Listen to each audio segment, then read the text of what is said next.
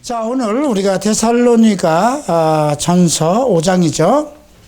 자, 여러분들 성경 데살로니가 전서 5장 23절을 함께 교독하도록 하겠습니다. 함께 읽도록 하겠습니다. 데살로니가 전서 5장 23절입니다.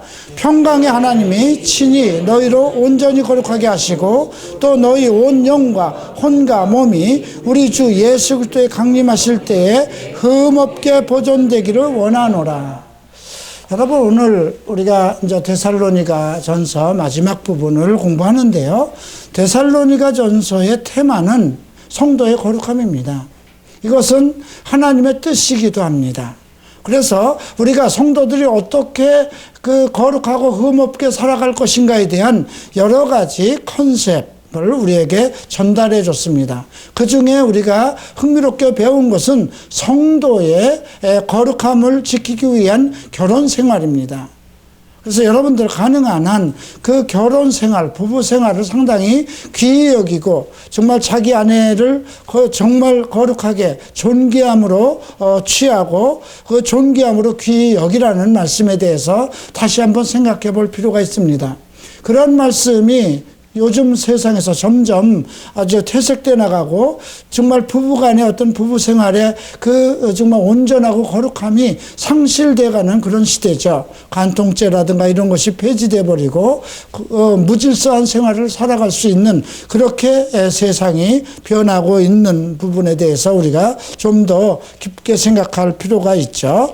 자, 이제 우리가 5장에서 우리가 마지막 부분에서 공부해야 될 부분은 우리가 예수 그리스도 안에서 이제 그리스도께서 이 땅에 오실 때에 우리가 과연 그 앞에 설 수 있는 자가 될 것인가, 이 부분입니다.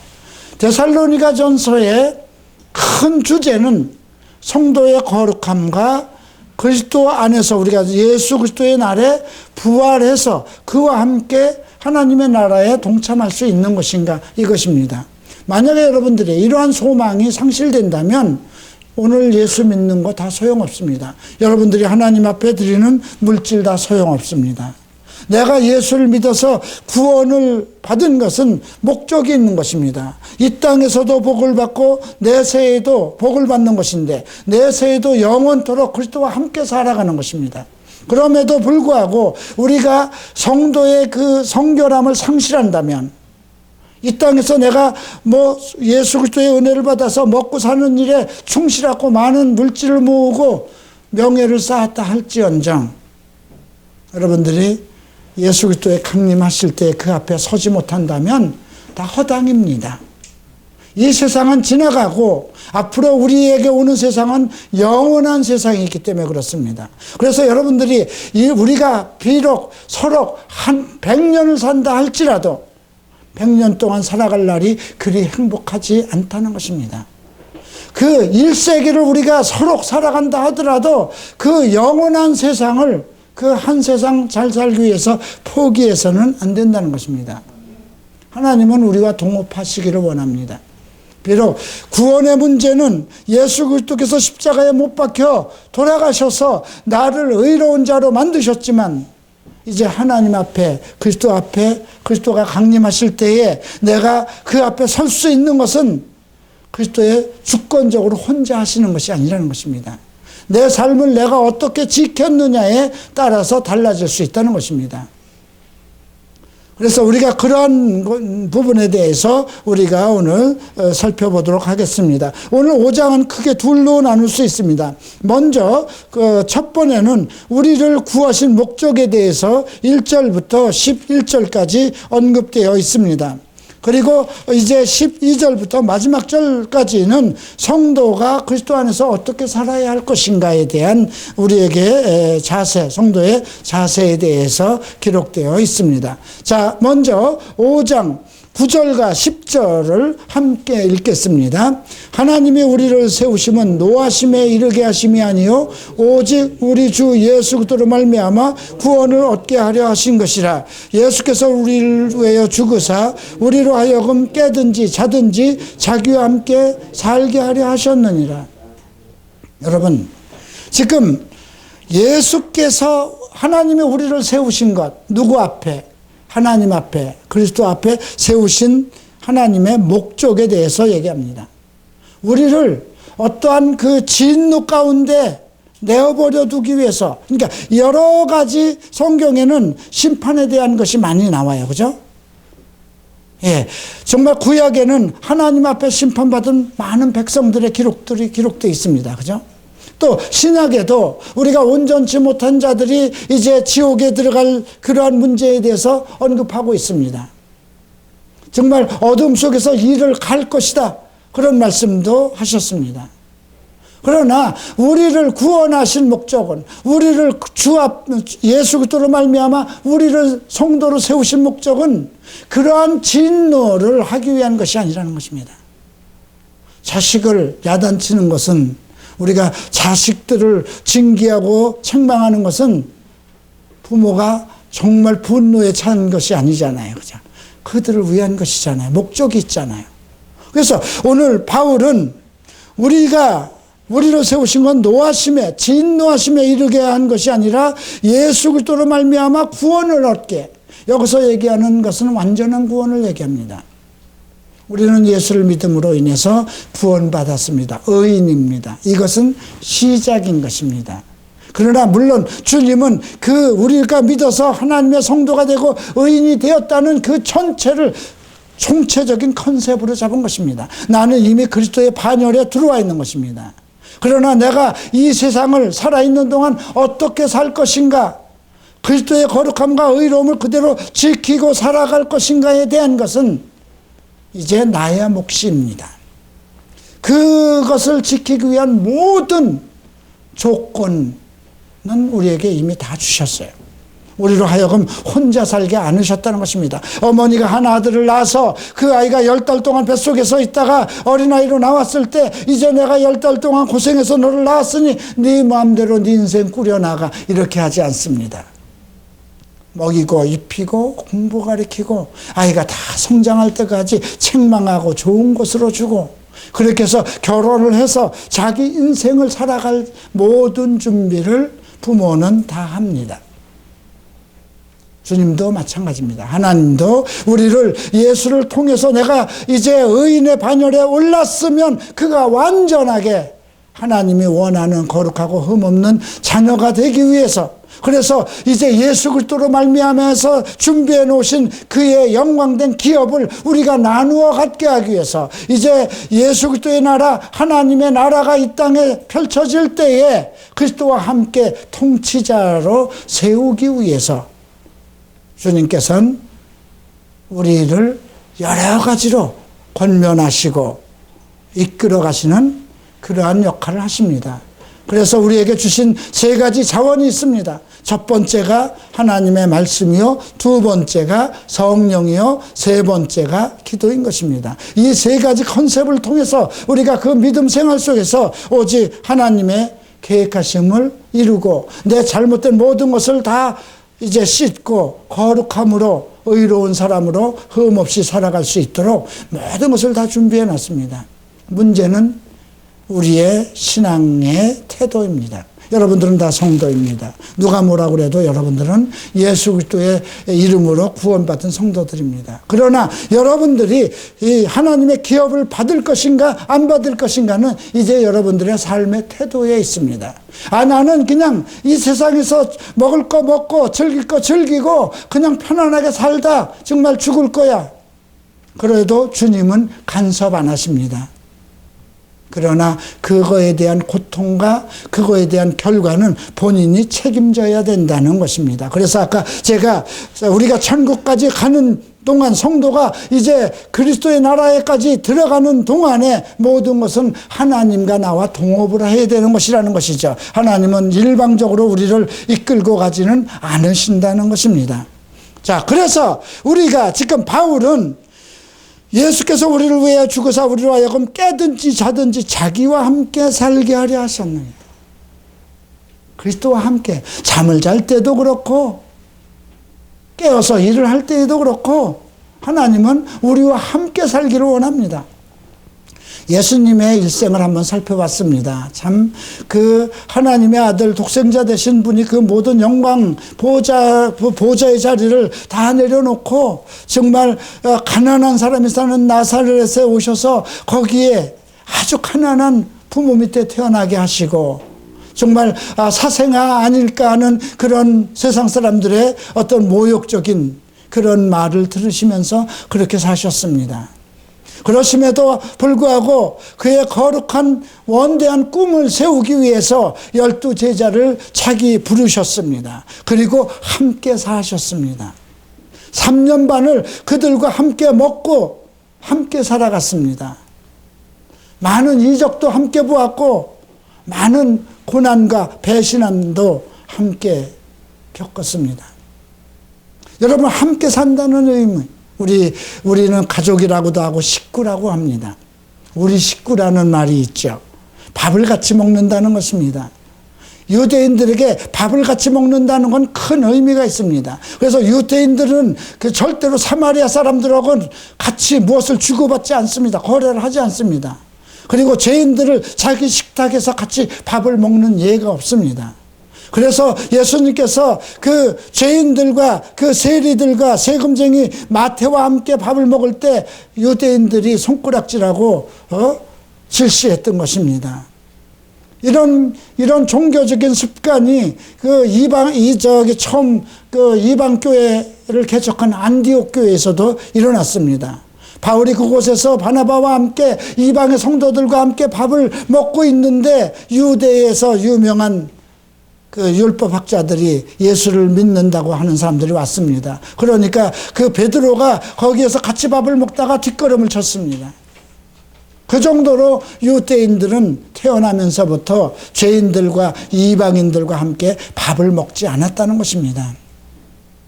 그러나 여러분, 우리가 사실 밥을 먹는다는 건 한 가족이라는 의미입니다. 넓은 의미에서.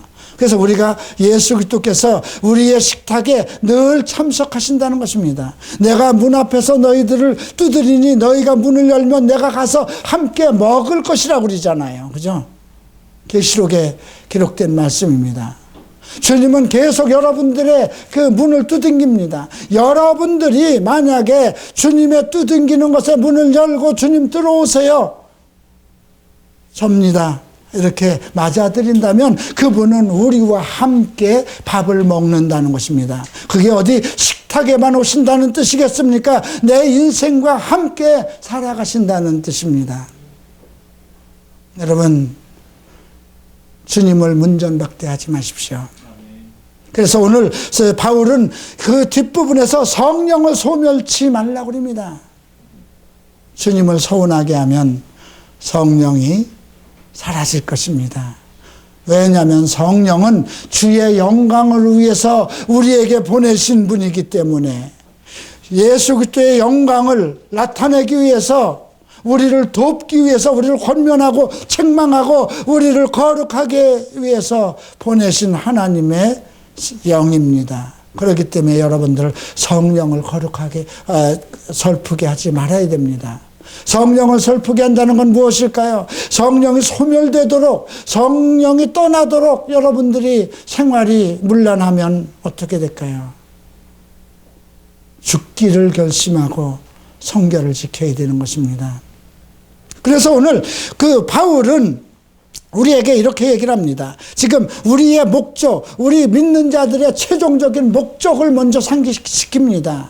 그날에 대해서 얘기를 하고 있습니다. 주의 날이 도둑같이 이룰 줄 너희 자신이 자세히 안다는 것입니다. 이 말은 무슨 뜻이에요? 이미 다 배웠다는 것이잖아요.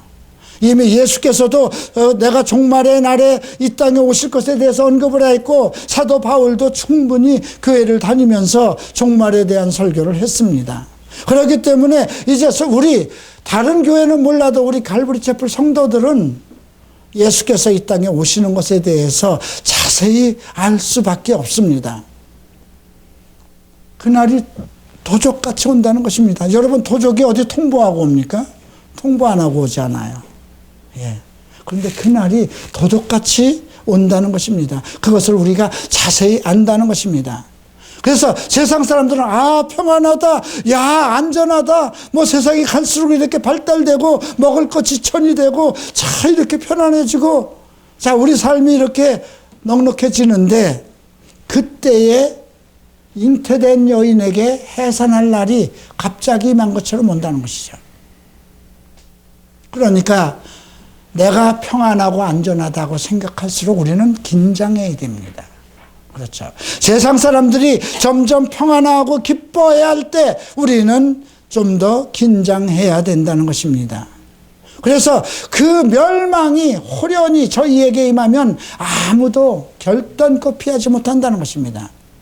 그것은 국부적인 것이 아니라는 것입니다. 이 세상 전체적으로 임하는 것이기 때문에 그 휴거에 참여하지 못하면 나머지는 멸망으로 들어갈 수밖에 없다는 것입니다. 4절 보시겠습니다. 형제들아 너희는 어둠에 있지 아니하며 그날이 도적같이 너희에게 임하지 못하리니. 참 이 말씀은 우리에게 소망을 줍니다. 어둠에 있지 않다는 게 무엇일까요? 또 계속해서 너희는 다 빛의 아들이요 낮의 아들이라고 합니다. 이건 진리의 빛 하나님의 말씀을 뜻하는 것입니다. 우리가 올바르고 정의롭고 그리고 거룩한 그리스도 안에 산다는 것을 세상이 있고 낮이 있습니다. 낮에는 원래 우리가 열심히 일을 하고 밤에는 가족과 함께 편히 쉬고 내일을 준비하기 위해서 준 것인데 세상은 그렇게 되지 않았습니다. 열심히 일해서 낮이나 밤이나 자기를 즐기는 그런 세상으로 바뀌어버렸습니다. 그래서 너희는 다 빛의 아들이라 낮의 아들이라 우리가 밤이나 어두움에 속하지 아니하나니 그러므로 우리는 다른 이들과 같이 자지 말고 오직 근신할지어다. 믿음을 지키라는 것이죠. 네.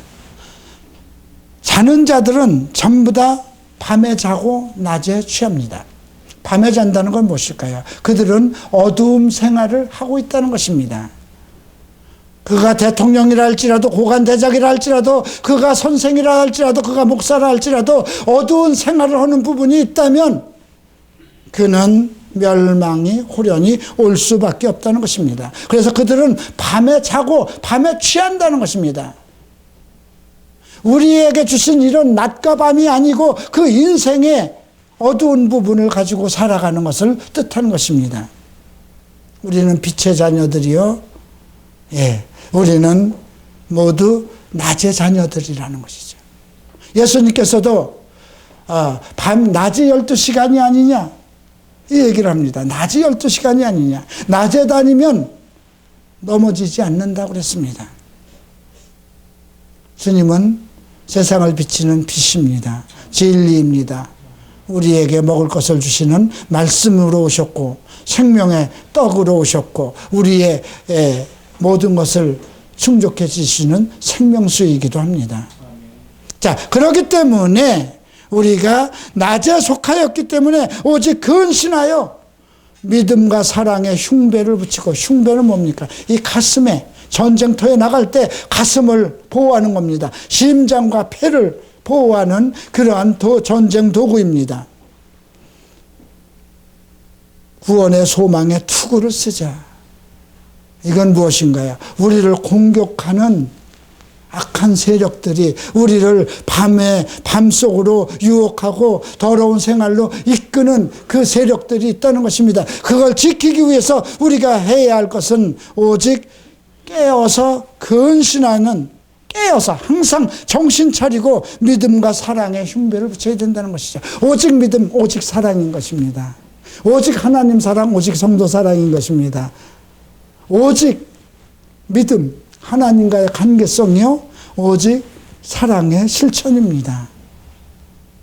정신 차려서 이것을 지켜야 된다는 것입니다. 또 하나는 무엇일까요? 구원의 소망의 투구. 구원의 소망, 내 머리의 생각을 지키지 않으면, 그렇죠?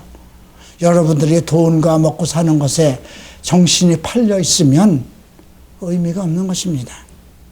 믿음과 사랑은 실천하는 것이지만 나를 지키는 것은 무엇일까요? 장차 그리스도 안에서의 얻을 소망인 것입니다. 그래서 소망의 투구를 쓰자고 한 것입니다. 자, 이제 계속해서 보겠습니다. 그러면 우리가 어떻게 해야 될까요? 자, 11절 보죠. 피차 권면하고 피차 덕을 세우기를 너희가 하는 것 같이 하라. 피차 덕을 세우고 피차 권면하고, 이건 서로가 권면해야 돼요. 권면이라는 건 성경적 권면입니다. 하나님의 말씀을 가지고 위로하고 책망하고 권고하고, 그리고 덕을 세우는 것 같이 우리가 서로 그 사람의, 덕이라는 건 그 사람의 좋은 점이 살아나도록 우리가 서로 그런 일에 힘을 써야 된다는 것입니다. 자, 이제 이것은 우리가 마땅히 예수 그리스도의 날에 그 앞에 서기 위해서 우리가 스스로 해야 할 일들입니다. 그러면 이제 우리가 믿음 생활 속에서, 공동체 생활 속에서는 어떻게 해야 될까요? 이것이 이제 12절부터 나와 있습니다. 12절 함께 읽겠습니다. 형제들아, 우리가 너희에게 구하노니 너희 가운데서 수고하고 주 안에서 너희를 다스리며 권하는 자들을 너희가 알고 저희 역사로 말미암아 사랑 안에서 가장 귀히 여기며 너희끼리 화목하라. 이건 교회 성도들 안에서 너희들에게 밤낮으로 수고하고 너희들의 거룩함과 성도의 온전함을 위해서 애쓰는 자들을 존귀하게 여기라는 것입니다. 존경하라는 뜻입니다. 네. 그리고 성도들끼리는 서로 화목하게 지내라는 것입니다. 우리는 어떤 사람을 존경합니까? 유명하고 박사학위를 갖고 세상에서 유명한 사람들을 존경하려고 합니다. 그렇죠?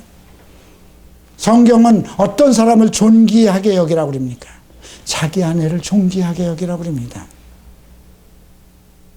여러분, 존경한다는 것은 내 아버지가 비록 구두 닦기를 해도 존경해야 될 뿐인 겁니다. 그죠?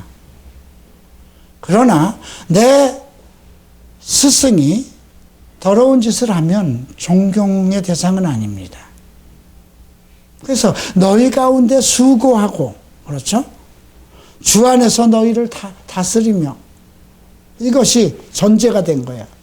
너희를 위해서 봉사하고 헌신하는데 예수 그리스도 안에서 너희를 다스리고 가리키는 것, 그런 자들을 귀히 여기라는 것입니다. 그리고 성도들은 그 안에서 화목하게 지내라는 것이죠. 자, 이제 두 번째로 우리 생활, 공동체 생활 쪽에서 해야 할 일은 무엇일까요? 14절입니다. 또 형제들아, 너희를 권면하노니 규모 없는 자들을 경계하며, 여기서 규모 없는 자들은 건달들을 얘기하는 겁니다. 건달들. 아무것도 하는 일 없이 말썽만 피우고 놀고 먹는 자들. 신학생들 중에 건달이 많다는 건 참 애통할 일이죠. 신학교 졸업했다고 아무것도 안 하고 놀고 먹고 어디서 정말 존경이나 받고 높임이나 받으려고 끼룩끼룩 하는 사람들 너무 많습니다. 저는 신학교 들어갈래요 이렇게 얘기를 하면 신학교 들어가지 말라고 그럽니다. 기술직이라도 배우라고 그럽니다. 신학교는 주의 종이 되기 위해서 하나님의 부르심과 택하심 속에서 해야 되는 건데, 하나님이 나를 택하셨으면 그게 50이 되든 60이 되든 하나님의 때에 다 그 일을 하게 돼 있어요. 그렇죠? 제자들을 자기가 따라갔나요? 예수님께서 부르셨나요? 주님께서 부르셨어요. 아우, 내가 주를 따르겠습니다 그랬더니, 야, 나는 머리 들 것도 없는데 뭘 나를 따라. 너나 잘 먹고 잘 살아. 주님 그런 식으로 답변하셨어요. 그죠? 그런데 진정으로 하나님이 택한 사람이, 아유, 저는 그냥 주를 따르긴 하겠는데요, 지금 우리 아버지 어머니도 살아계시니까 그분들을 그 살아계시는 동안 제가 공경해야 되니까 그거 다 하고 주님 따르면 안 될까요? 그랬더니, 야, 죽은 자들은 죽은 자들에게 맡기고 너는 나를 따라 그러셨어요. 그죠? 그게 원칙입니다. 주님은 자기의 택한 자들을 부르셨습니다. 함께 하시기려고 전도도 하고 또 귀신을 쫓고 병을 고치기 위해서. 자, 그러기 때문에 우리가 규모 없는 자들을 권계하라는 것은 매질하라는 것이에요. 예. 권면하고, 물론 견고하고 책망이니까 그들이 바로 쓸 때까지 책망하라는 것이죠. 마음이 약한 자들은 안 의하고, 마음이 약한 애들이 있어요. 굳은 의지를 가지 못하고 그냥 여기저기 이렇게 막 헤매고, 아이고 내일은 이거 내가 안 하면 어떻게 할까, 이번 시험에 떨어지면 어떻게 할까, 내가 정말 이런 여러 가지 마음이 약한 그런 사람들이 있어요. 그들은 위로하고, 힘이 없는 자들은 붙들어주며. 힘이 없다는 건 무엇일까요? 살아갈 힘이 없다면 어떡하겠어요? 살아갈 힘이 없으면 붙잡아줘야죠. 내 월급을 쪼개서라도 나눠줘야 되고, 내 집을 팔아서라도 도와줘야 되는 거죠. 모든 사람에 대해서는 오래 참으라. 여기는 이 오래 참으라는 사람에 대해서만입니다. 사물에 대해서가 아니고 사람에 대해서. 아마 부모는 이 마음을 할 겁니다. 그죠? 부모는 자식에 대해서 오래 참습니다. 자식이 망조가 들어서 교도소를 드나들어도 부모는 그 죽기까지 그 오래 참는 것을 안 내려놓는 것입니다. 왜 그럴까요? 사랑하는 자이기 때문에 그렇습니다. 15절 보죠. 누구에게든지 악으로 악을 갚지 말게 하고, 이거는 피동적인 걸 얘기하는 겁니다. 너는 물론 악으로 갚지 말아야 되지만, 누구라도 너희 앞에 있는 성도들, 공동체에 있는 사람들이 원한을 가지고 악으로 갚으려고 그러면 그거 하지 못하게 하라는 거예요. 오직 피차대하든지 모든 사람에 대해서 항상 선을 쫓아요. 모든 사람에 대해서 선한 것을 쫓게 하는 거예요. 이거는 그만큼 세상을 살아가면서 감정의 대립이 생길 수 있고, 원한 관계가 생길 수밖에 없는 것이거든요. 그런 일에 대해서 항상 선을 가지고 살아가도록 우리가 권고해야 된다는 것입니다. 자, 이것이 우리가 바울이 우리에게 이제 살아가는 원리를 얘기한 것인데, 그러면서 이제 꼭 우리가 필수적으로 성도들이 해야 할 일을 다시 언급하고 있습니다. 16절, 17절, 18절까지 함께 읽겠습니다. 항상 기뻐하라. 쉬지 말고 기도하라. 범사에 감사하라. 이는 그리스도 예수 안에서 너희를 향하신 하나님의 뜻이니라. 아멘입니다. 여러분, 항상 기뻐하십시오. 예. 자식을 보면 항상 기뻐하지 않을까요? 우리가 예수님이 침례를 받고 물 위에서 올라오실 때, 이는 내 사랑하는 아들이요 내가 기뻐하노라 그랬습니다. 왜 그럴까요? 아들이기 때문에 그렇습니다. 하나님의 뜻대로 할 아들이기 때문에. 여러분들의 자녀가 하나님 안에서 정말 하나님의 뜻대로 산다면 얼마나 기쁘겠습니까? 우리가 성도는 기쁨을 상실치 말아야 돼요. 그렇기 때문에 그 앞에 있는 말이 전제된 것이에요. 어떤 것이 있더라도 악에 속하지 말고 선을 택하라는 것입니다. 그 다음에 쉬지 말고 기도하라. 이거 여러분들, 쉬지 말라는 건 무엇일까요? 우리의 기도가 단번에 이루어지지는 않는다는 것입니다. 여러분들이 바라는 그 소망이 반드시 이루어지겠지만 그냥 속히 이루어진다는 건 아니라는 뜻이요. 쉬지 말고.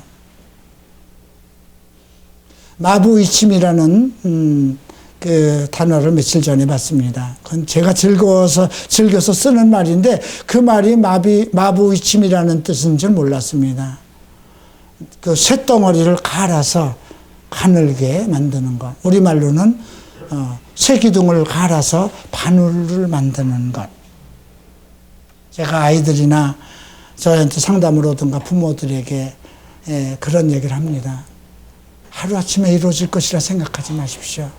나와 함께 쇠기둥을 갈아서 바늘을 만드는 심정으로 우리가 한번 해보십시다. 그래서 우리가 이 기도는 쉬지 말고 해야 되는 것입니다. 그리고 범사에 감사. 이건 좋은 일에만 감사하라는 뜻이 아니에요. 범사는 나쁜 일도 있잖아요. 그죠? 안 좋은 일도 왜 안 일어나겠어요? 아들의 문제, 이건 내가 어떻게 할 수 없고, 시집간 딸의 문제, 내가 어떻게 할 수 없고, 손주의 일, 어떻게 내가 할 수 없어요. 그래도 감사라는 것입니다. 그거보다 더 악하게 안 된 것에 대해서 감사라는 거예요. 버팀목이 되라는 것입니다. 여기까지 도와주셨기 때문에 정말 더 악한 것을 보지 않게 하신 것 감사라는 것입니다. 그래서 항상 기쁨의 생활을 하고 그리고 쉬지 말고 기도해서 더 악한 상황이 이르지 않게 하기 위해서 쉬지 않고 기도하는 것입니다. 그래도 어떤 일이 발생이 돼도 감사하라는 것입니다. 그건 완전한 주를 믿는 신뢰 가운데서 나올 수 있는 거거든요. 내 자식이 어떤 상황까지 나빠졌다 하더라도 기도는 멈춰서는 안 되는 것이요. 감사의 마음을 상실해서는 안 된다는 것입니다. 그것이 우리를 아는 예수 안에서 우리를 향하신 하나님의 뜻이래요. 자, 더 중요한 말을 이제부터 합니다. 바울은 성령을 소멸치 말라. 예언을 멸시치 말라. 이건 예수님께서 하나님께서 우리를 통해서 주시는 어떤 예언들이 있을 수 있습니다. 성경에 나오는 모든 예언은 모두 포함되어 있습니다. 그러나 주의 종들이나 하나님의 사람을 통해서 여러분들을 향한 권고의 말씀도 예언입니다. 예언을 멸시해서는 안 된다는 것입니다. 종말에 관한 예언을 멸시해서는 더욱 안 되는 것입니다. 이러한 자들은 하나님 나라에 들어가지 못한다는 그 말씀도 예언의 말씀이기 때문에 그것을 멸시해서는 안 된다는 것입니다. 범사에 헤아려 좋은 것을 취하고 모든 일에서 나쁜 일도 있겠죠. 그러나 좋은 것을 취하고 악은 모든 모양이라도 어떤 형태라도 버려야 됩니다. 어떤 형태라도 생각조차 하지 말아야 됩니다. 어떤 상황 속에서도 악한 것은 정말 더러워서 더럽고 악하고 한 것은 정말 몸서리를 치면서도 꿈속에서도 나타나서는 안 돼야 되는 것으로 여러분들이 그 모양을 버리지 않으면 안 됩니다. 자, 23절 다시 한번 함께 읽겠습니다. 평강의 하나님의 친히 너희로 온전히 거룩하게 하시고 또 너희 온 영과 혼과 몸이 우리 주 예수 그리스도에 강림하실 때에 흠없게 보존되기를 원하노라. 그러면 이것이 우리의 노력만으로 가능한 것일까요? 저는 불가능하다고 생각합니다. 빌립보에서 이런 말씀이 있었죠. 너희를 부르신 하나님께서 그리스도의 날까지 이루실 줄을 내가 아노라. 바울이 그렇게 했어요. 여러분들을 택하신 하나님께서 그리스도의 날까지 여러분들을 온전케 하실 것을 믿는 것. 그래서 바로 너희를 부르시는 이는 미쁘시니 그가 또한 이루시리라. 미쁘다는 말은 무엇일까요? 변치 않는 성품. 하나님은 불변하신 분입니다. 참 위로가 되지 않겠습니까? 아직은 주님이 기뻐하는 일 못하고 쉬지 않고 기도도 못하고 항상 기뻐하지도 않고 범사에 감사하지도 못하는데도 주님께서 나를 버리지 않으신다는 거죠. 주님의 성품은 그 나를 부르신 분이 정말 그 성품이 변하지 않는 그런 성품을 가지고 계신 분이니 그분께서 이루신다는 것입니다. 얼마나 감사해야 될까요? 그것만으로 해결되는 건 아닙니다. 더욱 그렇게 되기 위해서 해야 할 일이 있습니다. 형제들아, 우리를 위해서 기도하라. 복음이 멈추지 않게 되기를. 여러분들에게 의로운 메시지, 하나님의 진리의 말씀이 선포되는 것이 중단돼서는 안 되기 때문에 그렇습니다. 그리스도의 오는 날까지는 끊임없이 책망과 권면과 위로와 진리의 말씀이 여러분들에게 전달돼야 되기 때문에 우리를 위해서 기도하라고 하는 것입니다. 또 거룩하게 입맞춤으로 모든 형제에게 문안하라. 입맞춤으로. 입맞춘다는 건 특별한 관계 아니면 입을 못 맞추죠. 이게 우리나라는 참 거북한 거예요. 내가 입맞춤으로 하였다고 그래서 우리 사모한테 가서 아이고 하고 입맞추면 우리 목사님 뿔나가지고 당정 난리 나지 않겠어? 고소하지 않겠어요? 근데 미국은 그게 가능한 나라더라고요. 참. 네, 거룩하게 입맞춤이라고 그랬어요. 그죠? 거룩하게 거룩하게 성도 간에 정말 부부 간의 사랑과 같은 그런 사랑으로 입맞추고 모든 형제에게 문안하라. 그리고 주를 힘입어 너희에게 명하노니, 내가 주를 힘입어 명하노니 모든 형제에게 이 편지를 들리라는 뜻. 내가 이 주를 힘입어 너희들에게 얘기하니 이 성경 말씀을 전달하라는 것입니다. 바울이 쓴 모든 이 데살로니가서라든가 이런 성경을 모든 사람에게 전하라는 것입니다.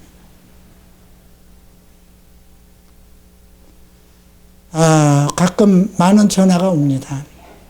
지금은 인터넷이 다 발달돼서 저희 성경이, 저희 설교가 미국에서도 보고 일본에서도 봅니다.